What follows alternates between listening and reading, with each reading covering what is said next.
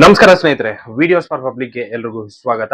ಸ್ನೇಹಿತರೆ, ಇವತ್ತಿನ ಈ ವಿಡಿಯೋದಲ್ಲಿ ಏನಂತಂದ್ರೆ ತುಂಬಾ ಇಂಪಾರ್ಟೆಂಟ್ ಆಗಿರುವಂತ ವಿಡಿಯೋ ಅಂತಾನೆ ಹೇಳ್ಬೋದು. ಸೊ ನಿಮ್ಮ ಹತ್ರ ಏನಾದ್ರು BPL ರೇಷನ್ ಕಾರ್ಡ್ ಇತ್ತಪ್ಪ ಅಂತಂದ್ರೆ, ಸೊ ಆ ರೇಷನ್ ಕಾರ್ಡ್ ಇಂದ ನಿಮ್ಗೆ ಏನಂತಂದ್ರೆ ಅಂದ್ರೆ 20,000 ರೂಪಾಯಿ ನಿಮ್ಗೆ ಕೇಂದ್ರ ಸರ್ಕಾರದಿಂದ ಸಿಗ್ತಾ ಇದೆ. ಸೊ ಆ ಒಂದು ಅಮೌಂಟ್ ಅನ್ನ ನಾವು ಯಾವ ತರ ತಗೊಳ್ಳೋದು, ಅದೇ ರೀತಿ ಇದು ಏನಪ್ಪಾ ಅಂದ್ರೆ ಯಾವುದೇ ರೀತಿಯ ಗಳು ಆಗಿರ್ಬೋದು, ಏನೇ ದಲ್ಲಾಳಿಗಳಾಗಿರ್ಬೋದು, ಯಾವುದೇ ತರದ ಎಂತದ್ದು ಇಲ್ಲ. ನೀವು ಡೈರೆಕ್ಟ್ ಆಗಿ ಏನಪ್ಪಾ ಅಂದ್ರೆ ನಿಮ್ಮ ಬ್ಯಾಂಕ್ ಅಕೌಂಟ್ಗೆ ಅದು ಜಮಾ ಆಗುತ್ತೆ.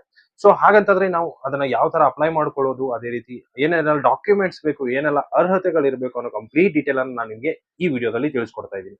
ಸೊ ವಿಡಿಯೋನ ಕೊನೆವರೆಗೂ ನೋಡಿ. ಇಷ್ಟ ಆದ್ರೆ ಒಂದು ಲೈಕ್ ಮಾಡಿ, ಅದೇ ರೀತಿ ಚಾನಲ್ಗೆ ಹೊಸ ಇರೋ ದಯವಿಟ್ಟು ಸಬ್ಸ್ಕ್ರೈಬ್ ಮಾಡೋದನ್ನ ಮರಿಬೇಡಿ. ಯಾಕಂದ್ರೆ ಇದೇ ರೀತಿಯ ಹೆಚ್ಚಿನ ಅಪ್ಡೇಟ್ಸ್ ಗಳು ನನ್ನ ಚಾನಲ್ ನಿಮ್ಗೆ ಸಿಗ್ತಾ ಹೋಗುತ್ತೆ. ಸೊ ವಿಡಿಯೋನ ಶುರು ಮಾಡೋಣ, ಬನ್ನಿ. ಸ್ನೇಹಿತರೆ, ಇಲ್ಲಿ ನೋಡ್ಬೋದು ಒಬ್ರು ಆರ್ಟಿಕಲ್ ಅನ್ನ ಹಾಕಿದ್ದಾರೆ. ಸೊ ಈ 20,000 ಹಣವನ್ನು ಯಾಕೆ ನಿಮಗೆ ಕೊಡುತ್ತಾರೆ?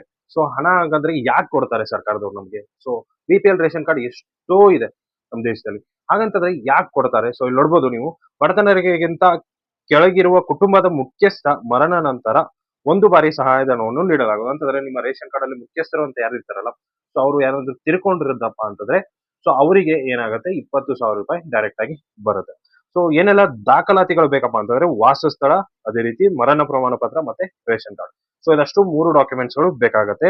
ನೆಕ್ಸ್ಟ್ ಆಧಾರ್ ಕಾರ್ಡ್ ಕೂಡ ಕಂಪಲ್ಸರಿಯಾಗಿ ಬೇಕೇ ಬೇಕು. ಸೊ ಇದಷ್ಟು ಇಟ್ಕೊಂಡು ನೀವು ಏನ್ ಮಾಡ್ಬೋದಪ್ಪ ಅಂತಂದ್ರೆ, ಆನ್ಲೈನ್ ಅಲ್ಲಿ ಅಪ್ಲಿಕೇಶನ್ ಅನ್ನ ಸಬ್ಮಿಟ್ ಮಾಡಬಹುದು. ಸೊ ಆನ್ಲೈನ್ ಅಲ್ಲಿ ಯಾವ ತರ ಸಬ್ಮಿಟ್ ಮಾಡೋದು, ಏನು, ಎಲ್ಲಿದೆ ಲಿಂಕ್, ಕಂಪ್ಲೀಟ್ ಡೀಟೇಲ್ ಆಗಿ ನಾನು ನಿಮ್ಗೆ ಹೇಳ್ತೀನಿ. ಸೊ